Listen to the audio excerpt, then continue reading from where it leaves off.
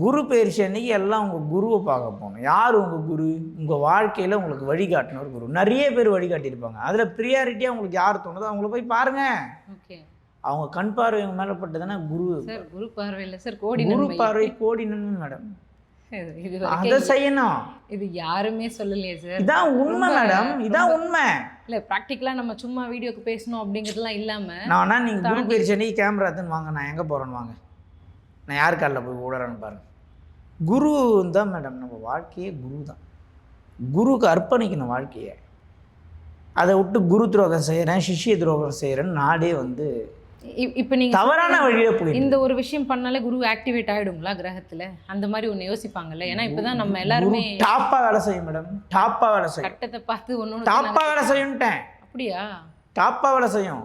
குருவோடைய பார்வை உங்கள் மேலே படணும். ஒரு உங்களுக்கு குருன்னு யார் படுதோ அவங்கள நீங்கள் குரு பயிற்சி அன்னைக்கு பாருங்கள். ஓகே.